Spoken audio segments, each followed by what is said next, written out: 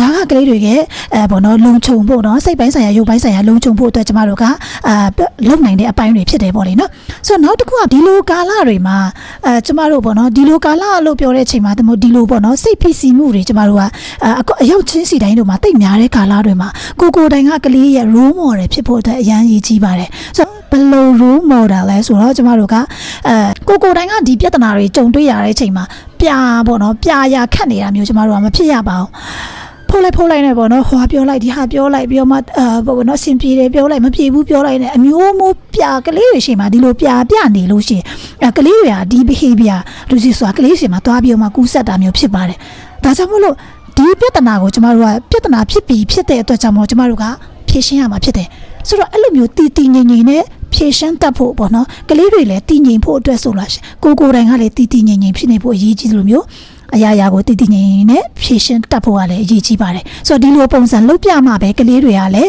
းဒီလိုပေါ့နော်ငြိမ်ဝှနဲ့သူတို့ကဒီကာလကိုသူတို့ကြော်လွှားနိုင်မှာဖြစ်ပါတယ်ဒါကြောင့်မို့လို့ဖိစီးမှုတွေရော့ကျစေချင်တယ်ဆိုရင်ကိုတိုင်ကလည်းဖိစီးစေတဲ့ပုံစံမျိုးတွေဖိစီးမှုလွန်တဲ့ပုံစံမျိုးတွေမပြဖို့အတွက်အရေးကြီးပါတယ်ဆိုတော့တက်နိုင်တဲ့များကလေးတွေပေါ့နော်သူ့ရဲ့ routine တွေထဲမှာ routine ဆိုတာနေ့တိုင်းမနေ့ထားလို့ရှိရင်ဘယ်နှနိုင်မှထားတယ်မျက်နှာတက်သွားတိုက်တယ်စားလုပ်တယ်ကစားတယ်စသည်ဖြင့်ပေါ့လေနော်ဒီ routine ထဲမှာပေါ့နော်ဒီပုံမှန်လုပ်နေကြဒီဟာထဲမှာအများအားသူရှိနေဖို့အတွက်လုပ်နိုင်ဖို့အတွက်ကျမတို့ကအားပေးရမှာဖြစ်ပါတယ်ဒီပြိုးနေ့တူကလုပ်ငန်းစဉ်ပြတ်တောက်သွားလို့မရအောင်ပေါ့နော်ပြတ်တောက်သွားလို့ရှိရင်ကျမတို့ကပို့ပြီးစိုးတတ်တယ်ဟုတ်ပေါ့နော်သူခါတိုင်းလုပ်နေကြကိုလုပ်နိုင်အောင်လည်းပြန်ပြီးဖန်တီးပေးရမှာဖြစ်တယ်နောက်တစ်ခုကဘာလဲဆိုတော့rules တွေပေါ့နော်ဆိုပုံမှန်အနေထားမှာကျမတို့က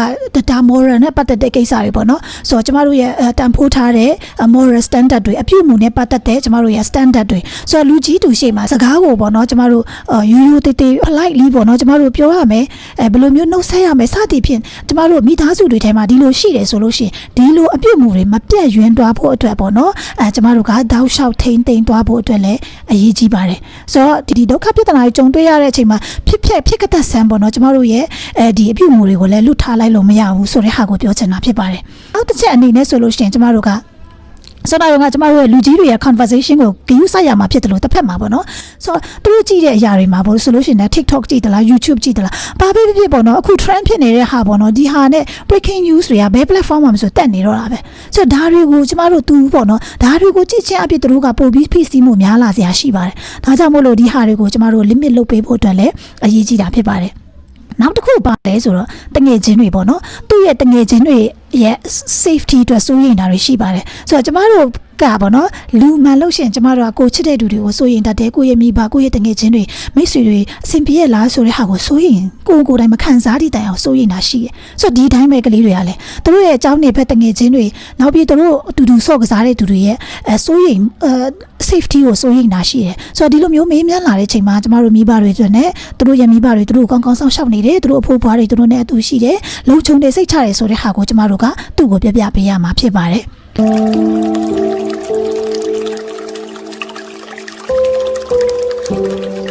်ကျမတို့ရဲ့ community ကိုကျမတို့ကပေါ့နော်ဒီကျမတို့ရဲ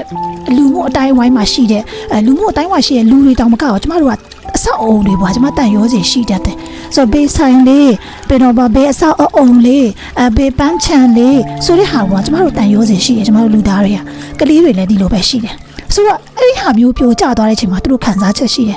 ပြန်ကောင်းလာမလားပြန်ကောင်းစေချင်တဲ့ဆန္ဒလည်းရှိတယ်ဆိုတော့အဲ့ဒီအနေထားမှာကျမတို့က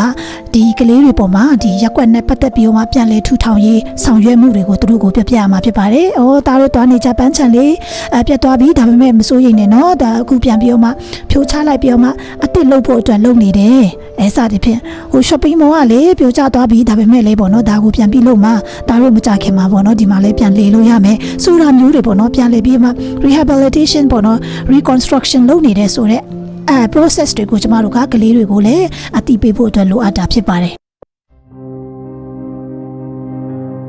routine ထဲမှာရှိနေတဲ့အချိန်မှာစိုးရိမ်စိတ်တွေကလေးတွေကညှော့နေတယ် function တွေ disrupt မဖြစ်သွားဘူးပေါ့လေနော်ဆိုတော့တစ်ဖက်မှာလည်းနောက်တစ်ခုကသူတို့ရဲ့ဒီပေါ့နော်ဒီခက်ခဲတဲ့ကာလကိုကြော်ဖြတ်ဖို့အတွက်စိတ်ရေးကြီးရဲ့စိတ်တစ်ခုကပါလဲဆိုတော့ငါဒီအတုံးတဲ့တဲ့သူပေါ့နော်ငါဒီသူများကိုအကူအညီပေးနိုင်တဲ့သူဖြစ်တယ်ဆိုတဲ့စိတ်ကလည်းမွေးမြူပေးဖို့ဆက်ပြီးတော့မှဒီဟာကိုမွေးမြူပေးဖို့ကလည်းအင်မတန်အရေးကြီးတာဖြစ်ပါတယ်ဆိုတော့ကလေးတွေကို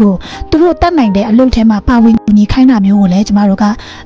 လုပ် ပေးခိုင်းလို့ရတယ်အဲ့ဆို community ထဲမှာပေါ့နော်ဖျားတွေပျက်စီးသွားတယ်ပေါ့နော်ဖျားเจ้าတွေပျက်စီးသွားတယ်အဲ့မှာတန်ရှင်းရေးတော်လုပ်တဲ့ချိန်မှာကလေးတွေနိုင်တော့အမိုက်ကောက်ကူတာပဲဖြစ်ဖြစ်အဲ့ဒါမျိုးတွေမှာကလေးကိုကူညီဖို့အတွက်သူတို့ကခွင့်ရေးပေးရမှာဖြစ်တယ်ဆိုတော့အိမ်မှာဆိုလို့ရှိရင်လည်းမိဘကိုကူညီတဲ့ဟာပေါ့နော်ဒီမှာဆိုလို့ရှိရင်အဝတ်စားတွေချိတ်ကူတာတို့ပန်းပင်ရေလောင်းတာတို့တပည့်စီလေးကူတာတို့ဘာပဲဖြစ်ဖြစ်ပေါ့ကလေးတွေလုပ်နိုင်တဲ့ဟာတွေကိုလုပ်ဖို့အတွက် opportunity ပေးရမယ်လုပ်ပြီးသွားပြီဆိုလို့ရှိရင်လည်းသူတို့ကိုကျမတို့ကတော်လိုက်တာတမီးကအကူအညီရတဲ့ဒါကအရန်ကိုမှအကူအညီရတဲ့ကလေးပဲဆိုတဲ့ဟာမျိုးကိုကျမတို့ကချီကျူးပြောဆိုပေးဖို့အတွက်လိုအပ်တယ်ဒါကခက်ခဲတဲ့ကာလတွေမှာပေါ့နော်ဒီမျိုး positive emotion ဟာတကယ်ပဲကျမတို့အတွက်ဆေးဖြစ်ပါတယ်ဆိုတော့ဒါလေးတွေကိုကျမတို့ကကလေးတွေကိုရရှိအောင်လုပ်ပေးဖို့အတွက်ရည်ကြီးတာဖြစ်တယ်ဆိုတော့နောက်တစ်ချက်ကစိတ်ရှိရမှာဖြစ်ပါတယ်โอเคနော်ဆိုတော့စိတ်ရှိရမယ်ဆိုတဲ့နေရာမှာကျမတို့ကစိတ်ဘယ်လိုရှိနိုင်မလဲဆိုတာကျမတို့ကိုယ်တိုင်အရင်ဆုံး self care လုပ်ဖို့အတွက်ရည်ကြီးပါတယ်ကိုယ်တိုင်ပေါ့နော် positive emotion တွေမဖြည့်ထားဘူးဆိုလို့ရှိရင်ကလေးကိုစိတ်ရှိဖို့အတွက်ဘယ်လိုမှအဆင်မပြေနိုင်ဘူးပေါ့လေနော်ဆိုတော့ဒါလေးတစ်ခုလေးရှိပါတယ်နောက်တစ်ချက်အဲ့ရဝင်တဲ့ချိန်မှာအဲ့ရဝင်ချိန်ကိုကျမတို့ကဂယုစိုက်ပေးရမှာဖြစ်ပါတယ်ဘာလို့လဲဆိုတော့လူတွေကမအိတ်ခင်မှာစဉ်းစားရပေါ့နော်ဒီနေ့ဘာဖြစ်သွားပြီလဲဘာဖြစ်ပျက်ခဲ့ရလဲဆိုတဲ့အပေါ်မှာကောင်းတာမကောင်းတာတွေကိုလိုက်ပြီးတော့မှတွေးတဲ့အချိန်ရှိရဲဆိုတော့ကျမတို့ဘာကြုံခဲ့လဲကျမတို့အနိဋ္ဌာယုံတွေကျမတို့ကြုံခဲ့ရတယ်ပေါ့နော်တကယ်ကိုမှတွေးပြက်စရာကောင်းတဲ့အဖြစ်အပျက်တွေကြုံခဲ့ရတဲ့အချိန်မှာညအချိန်မှာကျမတို့အဲ့ဟာတွေကိုပြန်ပြီးစဉ်းစားတာမျိုးတွေဖြစ်ပြီးစိုးရိမ်မှုကြောက်ရွံ့မှုတွေကပို့ပြီးမှတိုးတရှိရဲတိုးလာတာပေါ့လေနော်ဆိုတော့ဒါကြောင့်မို့လို့ကလေးတွေကိုအဲ့ဒီအိယာဝင်ချိန်မှာကျမတို့ကမိဘတွေအနေနဲ့ပေါ့နော်အိယာဝင်ပုံပြင်ပြောပြတာမျိုးနောက်ပြီးကာတွန်းပေါ့နော်ကာတွန်းလေးတွေသူကြည့်တာမျိုးနောက်ပြီးစကားစမြည်ပြောတာမျိုးစကားစမြည်ဒီနေ့ဘယ်လိုလဲအဆင်ပြေလားဒီနေ့ရောဘယ်သူနဲ့ကစားခဲ့တယ်လဲဘယ်လိုမျိုးခံစားခဲ့ရတယ်လဲစသည်ဖြင့်ပေါ့နော်ကောင်းတဲ့ခံစားချက်မကောင်းတဲ့ခံစားချက်တွေကလေးကိုမေးမြန်းပေးတာမျိုးတွေဒါမျိုးတွေကျမတို့လုပ်လို့ရတယ်နောက်တစ်ခါ music တွေကိုနားထောင်လို့ရတယ်ပေါ့နော်ကလေးကြိုက်တဲ့ music တွေရှိတယ်ပေါ့နော်လေးတွေကိုကျမတို့ကိုသူ့အပေးနားထောင်တာမျိုးပေါ့နော်ဒီလိုမျိုးအားဖြင့်လည်းသူ့ရဲ့အိယာဝင်ခြင်းကိုကျမတို့ဖန်ပိုးလို့ရတယ်နောက်တစ်ခုကဘာလဲဆိုတော့စစ်ကူးရင်ခရီးထွက်ခြင်းဇလန်းပြောခြင်းပေါ့နော်ဆိုတော့ဒါကတော့အင်္ဂလိပ်ဘာသာစကားကိုတိုက်ဘာသာပြန်လိုက်တာပေါ့လေနော်တကယ်ကတော့ဒါက meditation တစ်မျိုးပဲပေါ့လေနော်ကလေးကိုမျက်လုံးမိတ်ထားပြီးတော့မှသူပေါ့နော်သူကြိုက်တဲ့တက်တဲ့နေရာတစ်ခုကိုစိတ်ကူးရင်နဲ့ခေါ်သွားတာပေါ့လေနော်ကြိုက်တဲ့နေရာဆိုတာကအေးချမ်းတဲ့စိတ်ကိုအေးချမ်းတဲ့အရာပေါ့လေနော်သူပျော်ရွှင်တဲ့နေရာလိုမျိုးပေါ့နော်ကစားကွင်းဒါမှမဟုတ်လို့ရှင်လဲဒီတော့ဒါမှမဟုတ်လဲ space ပေါ့နော်အာကာသတို့စသည်ဖြင့်သူနှစ်သက်တဲ့နေရာတစ်ခုကိုသူ့ကိုဒီလိုမျိုးစကားပြောရင်းနဲ့စိတ်ကူးရင်ထဲမှာခေါ်သွားတာမျိုးပေါ့ဆိုတော့အဲ့ထဲကိုခေါ်သွားတယ်ဆိုပါစို့တောထဲကိုတွားလိုက်တယ်တောထဲမှာသူကြိုက်တဲ့တိရစ္ဆာန်လေးတွေပေါ့နော်ရှင်လေးတွေကဘယ်လိုမျိုးရှိနေတာပန်းပွင့်လေးတွေကဒီလိုပွင့်နေတယ်စမ်းချောင်းလေးတွေလည်းရှိနေတယ်လေလေးတွေကလည်းတိုက်နေတယ်တားမျက်လုံးမိတ်ပြီးတော့မှခန်းစားကြည့်လိုက်ပါဦးဘာနဲ့လေးတွေရတယ်လဲဘယ်လိုခန်းစားရတယ်လဲစသည်ဖြင့်သူ့ရဲ့ sense ကိုပေါ့နော်meditate လုပ်ခိုင်းတာပဲဆိုတော့ဒီလိုပုံစံပေါ့နော်ကျမတို့အိယာဝင်ခါနေမှာဒါလုပ်ပေးလို့ရတယ်ဒါက relax ဖြစ်စေတာဖြစ်တယ်နောက်ပြီးတော့ focus လုပ်ခိုင်းတာမျိုးဖြစ်တယ်ပေါ့လေနော်နောက်တစ်ခုကဘာလဲဆိုတော့ affirmation or sleep mantra ဆိုတာဒီ affirmation ပေါ့ပြောရမယ်ဆို affirmation ဆိုလို့ရှိရင်တော့အားလုံးနားလည်ရပေါ့နော်အဲ့ခါနေငါဒီ safe ဖြစ်တယ်ဒီနေရာမှာဘာမှပေါ့နော်အန်တီပေးဖို့အတွက်ဘာမှမရှိဘူးအန်တီပေးမဲ့ဟာလည်းမရှိဘူးကျမအမေနဲ့အတူတူရှိတယ်ငါ့ကိုချစ်တဲ့သူတွေဘေးမှာရှိတယ်ငါ့ကိုကွဲကားပေးမဲ့သူတွေဘေးမှာရှိတယ်စသည်ဖြင့်ပေါ့နော်ဒီ positive စကားတွေကို statement တွေကိုဖြည်းဖြည်းနဲ့ပြောခိုင်းတာမျိုးကလေးမပြောခတတ်ဘူးဆိုလို့ရှိရင်မိဘတွေကပြောပေးလို့ရတယ်ကိုစားပေါ့လေနော်အသားကလုံခြုံတဲ့နေရာမှာရှိတယ်သားကိုအကုန်လုံးကွဲကားပေးထားတယ်ဒါတော်တဲ့သူဖြစ်တယ်ဒါကိုကြော်လွှားနိုင်တဲ့သူဖြစ်တယ်စသည်ဖြင့်ပေါ့ဒါမျိုးလေးတွေကိုကျမတို့ကညအိမ်ဝန်ကနေပြောချင်းအဖြစ်ကလေးကိုကျမတို့က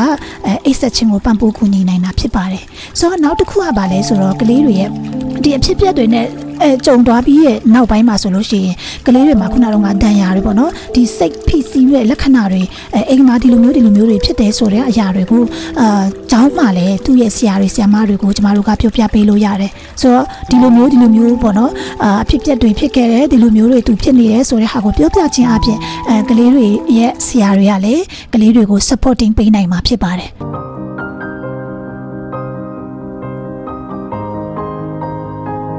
က ကလေးကအရန်ကြောက်လွန်သွားပြီးတော့မှလုံးဝ attention လုံးလို့မရတော့ဘူးကာလတစ်ခုကြီးကိုကလည်းဘေးကနေ supporting လုပ်နေပေမဲ့လည်းပေါ့နော်ကလေးကမတက်တာလာဘူးညမှာအိတ်လို့မပြောဘူးbehavior တွေကလည်းပိုဆိုးလာတယ်စာလုံးဝမလိုက်နိုင်လာတော့ဘူးဆိုတော့သူ့ရဲ့နေ့တူက function တွေကိုတောင်မလုပ်နိုင်ဘူးဆိုတော့နေ့တူက function ဆိုတာသူ့ရဲ့ကြောင်းသွားတာတို့စားတာတို့တောက်တာတို့ပေါ့နော်တန်ရှင်းရေးလုပ်တာအစလို့ဒါတွေလည်းသူလုပ်ကင်နိုင်ဆိုတာမရှိတော့အောင်သူဖိတ်စည်းနေပြီဆိုလို့ရှိရင်တော့ကျမတို့ပေါ့နော်ဒီကလေးရဲ့စိတ်ပိုင်းဆိုင်ရာကျွမ်းကျင်တဲ့ပညာရှင်တွေ therapist တွေကနေသူ့ကိုကျမတို့ကပို့ပြီးတော့မှအကူအညီယူရမှာဖြစ်ပါတယ်ဆိုတော့အဆုံးတစ်ချက်ကပါလဲဆိုတော့ကျမတို့မျောလင်းချက်ကိုထိမ့်သိမ်းထားပါပေါ့နော်ဆိုတော့မျောလင်းချက်ကထိမ့်သိမ်းထားပါဆိုတာကကလေးတွေအတွက်ပဲမဟုတ်ဘူးပေါ့နော်ကျမတို့လူကြီးတွေအတွက်လည်းအရင်ကြီးကြီးရဖြစ်ပါတယ်ဆိုတော့အီတလီရဲ့ proverbs တစ်ခုဆိုလို့ရှိရင်သူကမျောလင်းခြင်းဆိုတာနောက်ဆုံးဆုံးရှုံးစရာဖြစ်ပါတယ်တဲ့ဆိုတော့ပြောချင်တာကဘာလဲဆိုတော့ကျမတို့ကြိုက်တာဆုံးရှုံးသွားကျမတို့မျောလင်းချက်ဆုံးရှုံးသွားလို့မရအောင်ဆိုတော့ကျမတို့မျောလင်းချက်ကရှိနေသေးတယ်ကျမတို့အရာရာကိုပြန်နေပြီးတော့မှဒီဆောက်နိုင်တာဖြစ်တယ်အရာရာကိုပြန်ပြီးတော့မှပြုပြင်နိုင်တဲ့အခွင့်အရေးကျမတို့စီမှာရှိနေတာဖြစ်ပါတယ်ဆိုတော့ကလေးတွေကိုလည်းဒီလိုပဲမျောလင်းချက်တွေကိုကျမတို့ကထားတတ်ဖို့အတွက်မျောလင်းချက်ကိုဆက်ပြီးတော့မှ sustain လုပ်ဖို့အတွက်မိဘတွေအနေနဲ့ထိန်းသိမ်းထားပေးဖို့အတွက်အင်မတန်ရည်ကြီးပါတယ်